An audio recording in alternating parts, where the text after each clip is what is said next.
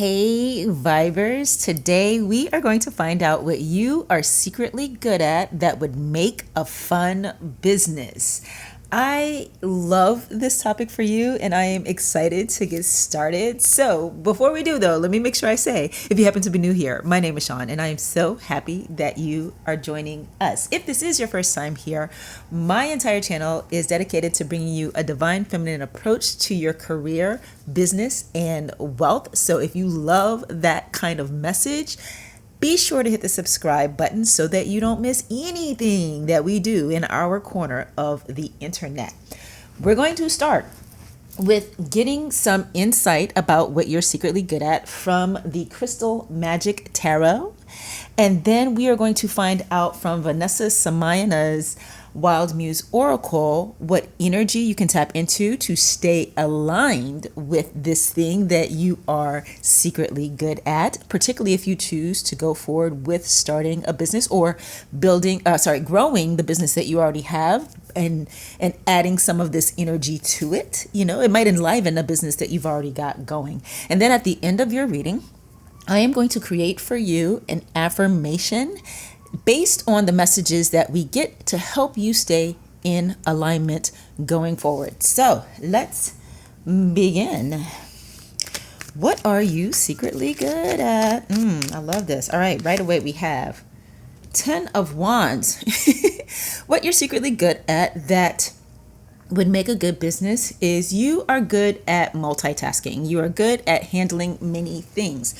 So one business idea that you could turn this skill of yours into is being a virtual assistant on a contractual basis. So instead of you joining some kind of a company that recruits VAs for other businesses where the company employs you and you're still an employee, you can run this business yourself and contract yourself out to one, maybe two other people who would need these kinds of services for you. And the reason why I say one, maybe two, definitely no more than two, is because you want to be able to be available to the clients that you're working for as needed in a way that keeps you organized and efficient in your multitasking. All right, so that's just one idea that comes through. And you're probably like, virtual assistant, that doesn't sound very fun. Well, it can be fun if you make it fun, particularly when you're the boss, right? So yes, you're the assistant to the client, but you are the boss of this business. In fact, and I don't know why this didn't come through at first, you could start a virtual assistant business, particularly one that focuses on the recruiting and the employing of fluent English speakers, native English speakers in particular, who are college educated.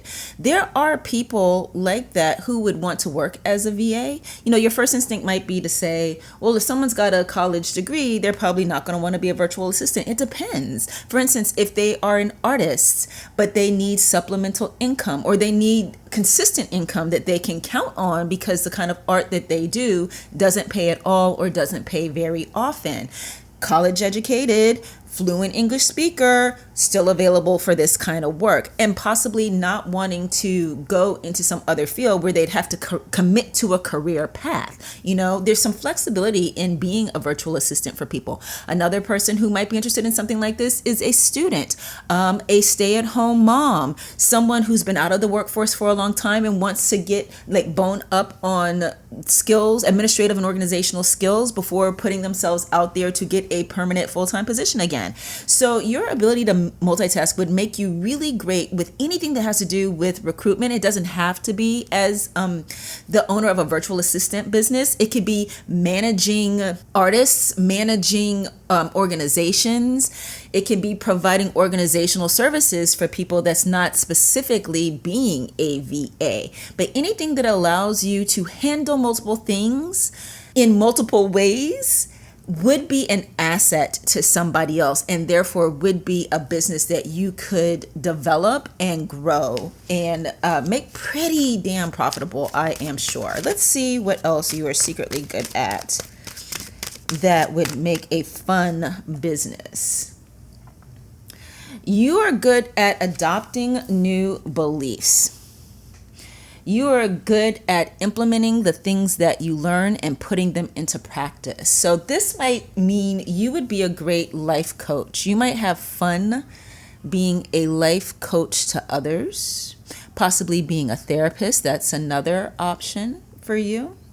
Writing a book even, particularly with us having this source, energy sources, communication, but writing a book that details out for others things that you have already learned and have begun to acclimate in your life. You know, how I got from here to here is a great way for you to position the book. You can even do that with the creation of content. Content creation is indeed a business. There are so many ways to monetize it. I feel that the fastest way to monetize content is through an email list or on YouTube.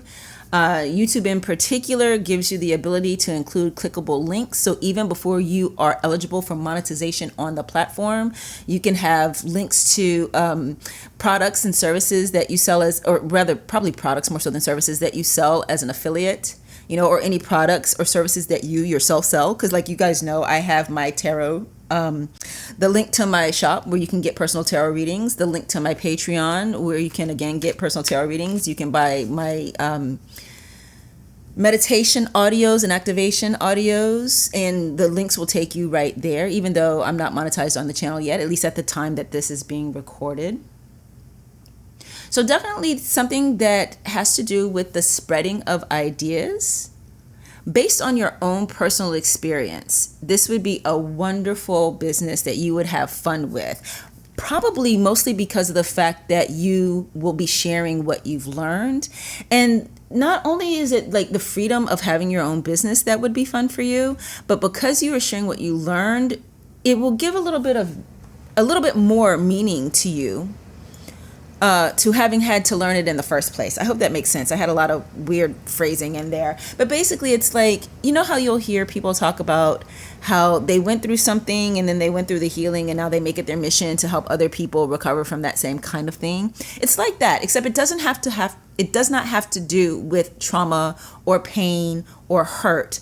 Because I'm really getting a sense of just ideas and ideals, maybe even, again, how to do things in ways that are better or more efficient than people might typically do them. I'm getting a big philosophy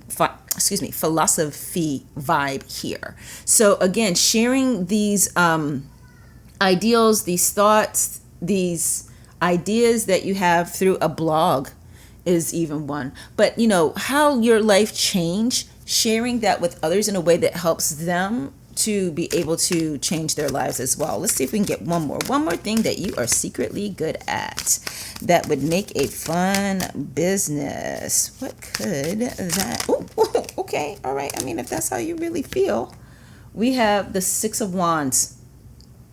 Motivational speaker. You are really, really, really good at tapping into the energy of victory, of seeing the good in things, of looking at the positive, of seeing what's working and not just focusing on what's wrong.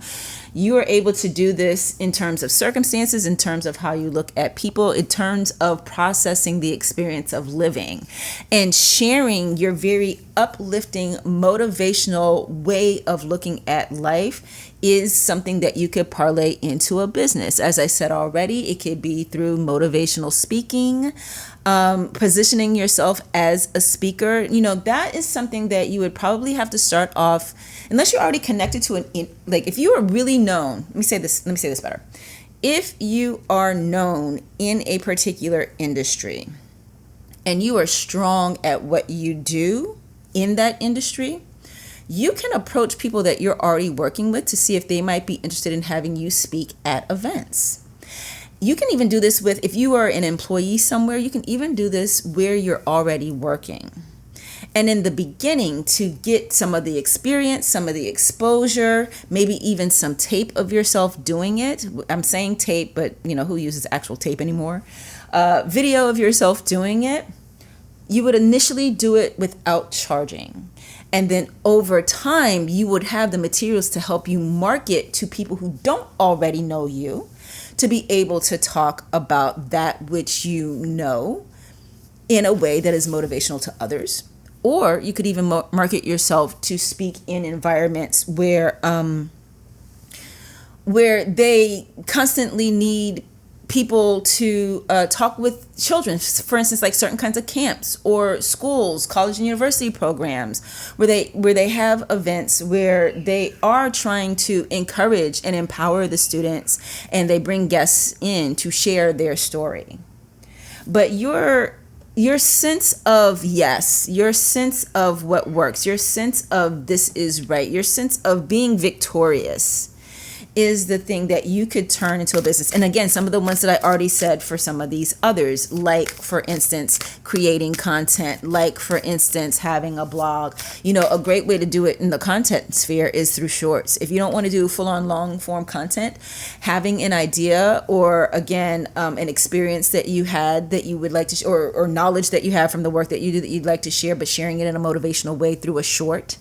You know, there are so many ways for you to do that, but you are secretly good at seeing that which is working in a way that empowers others to feel, yes, I can. Do you remember, are you old enough to remember the Obama campaign of 2008? We're seeing something similar happen right now with the Kamala Harris campaign in 2024. Where it's empowering people to believe in themselves again. And I am getting very strongly that you could turn that into a business connected to speaking. All right, so pulling from Vanessa's deck now, the journey. I feel like that's very much evident in these two options that we got. You know, what we saw indicated through the Six of Swords and the Six of Wands. The journey. You've lived a life, whether it has been full of trauma or not, hopefully not, whether it's been completely smooth sailing, whether it's had its ups and downs, which is the norm, ups and downs. You are one of those people that processes what you experience. And this is also probably one of the reasons why you're very good at multitasking, honestly speaking, because you've had to do a lot. You've had to cover a lot of ground. You've probably had to pick up slack for other people a lot, or you've had to constantly make your way in new environments. I feel like there's been a lot of change in your life, not just the internal change that you yourself have gone through and initiated, but actually external change of locations, change of fields, maybe even changes in the family life. This happens in when a parent or when parents divorce and a new parent comes in, it's a different household, that kind of thing. But we all have our journey. That's what life is going from, again, here to there.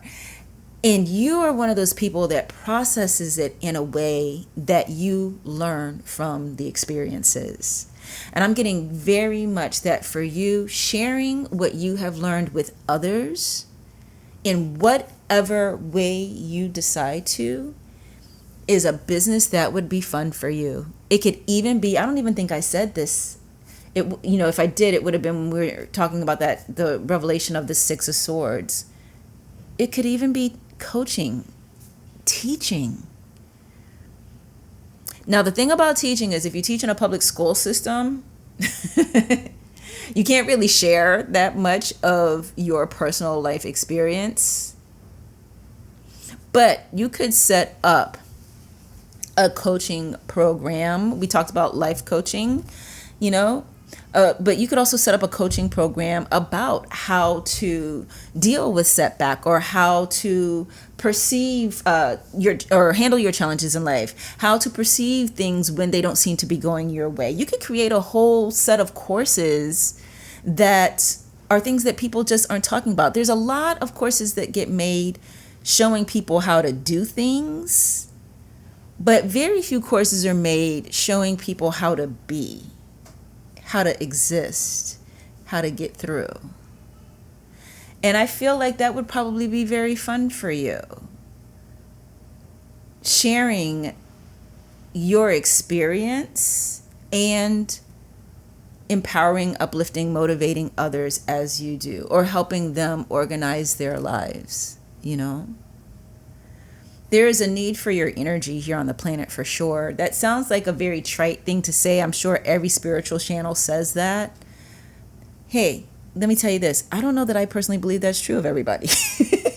Like, I don't know that we need every single energy that's out here. I mean, it's here because two people did it and somebody got born. But but the reality is there are some people, and I feel that you are one of them, that bring a very special light to the world, to the planet, and especially to the people who get to encounter you. And it is your way of looking at things, your way of processing life as positive. Some people may not even realize that about you, hence it being something you're secretly good at. They just know that you keep going, but they don't process why or how, you know? But you could turn that into a business that helps other people feel empowered to do the same thing. All right, let's give you an affirmation. I almost said, oh, look at this. At the back of this. So back of the deck energy is something we typically do with tarot, not so much with oracle cards. But when I went to put this down, fighting spirit. You have a fighting spirit. Hence, that energy of victory that you carry and the way you process things being through victory. You know, no one has to say platitudes to you like a setback is often a set up. You just naturally know that, you know. Okay, so an affirmation for you that can help you feel encouraged and empowered to move forward with turning this into some sort of business.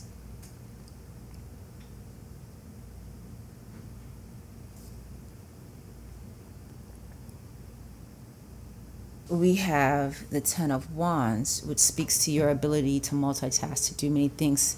And this is coming from the multitude of experiences you've had in life, no doubt. We have the Six of Swords. This has to do with you having learned so much and implemented what you learned so that you could progress your life forward. And we have the Six of Wands, and that is your natural ability to see things as being for you. You know, there's something in the manifestation space around that too. How do they say it? It's something like, oh yes, everything's always working out for me, right? And so that's not an affirmation that I need to give you, because you already know that and you already process in that way. But it's about taking you from knowing that for yourself and feeling that you have a way to help others see that too.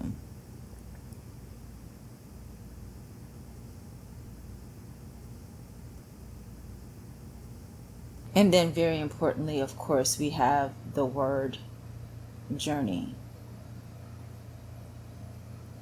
Okay, I have it and I love it. It is: victory is contagious. I'm going to spread it to others. Victory is contagious. I'm going to spread it to others. I like that. It sounds a little bit wonky, but I like it very much. Because, you know, sometimes people will feel guilty about being natural winners. And I feel like with this affirmation, it helps you to know that you have no reason to feel guilty for the fact that you feel successful, or maybe even are objectively successful. And that your success can also be others' success. In fact, that's another one that you can use if you feel the need. My success can also be others' success. That feels a little diluted. It also feels a little derivative. I feel like there's something like that that's already out there that people say.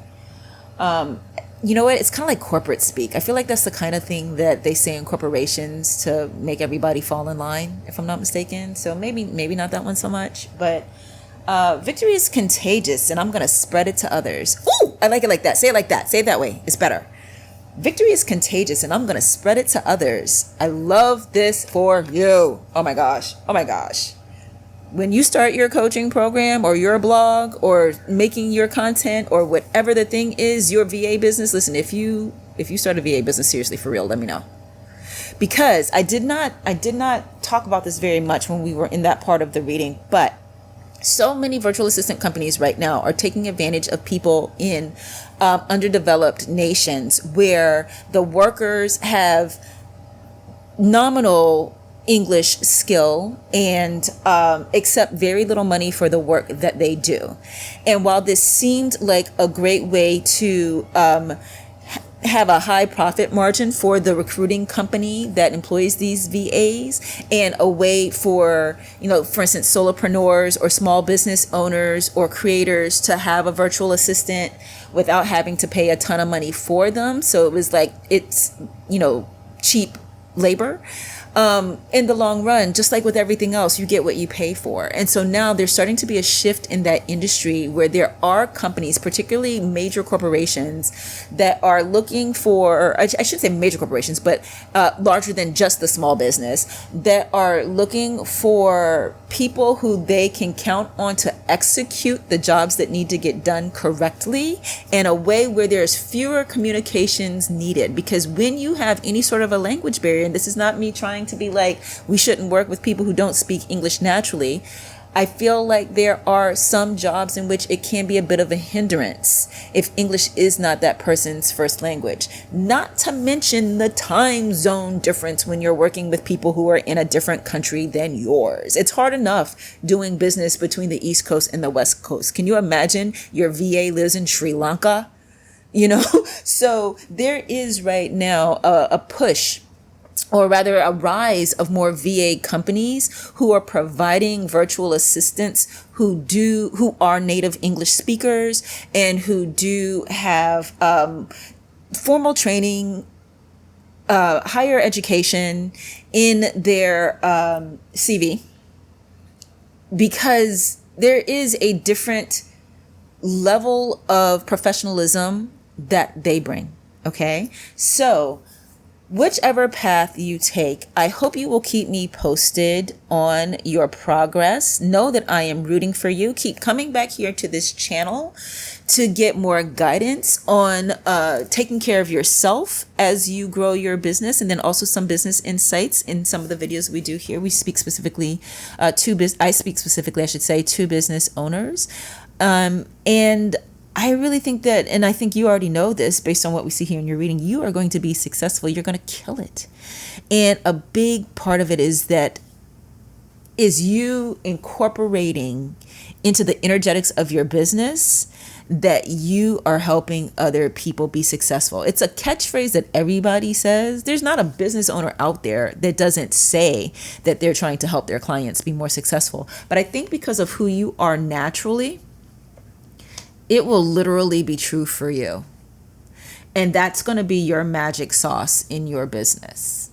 All right. If you have enjoyed this reading, please remember to give it a like so the YouTube algorithm knows to tell other people about what we are doing here in our corner of their platform. If you're not already subscribed to the channel, please do that as well. It does help me to, again, get these messages out to more people who need them. In fact, you can even outright share this. Click the little share arrow. And if there's someone you know who this sounds like them to you as well, probably like your best friend, y'all are your best friends because you have a similar energy there, or even, share it on your own social platform that other people who might need it could find it as well. That would be amazing. Take care, and I will see you in my next one. Bye.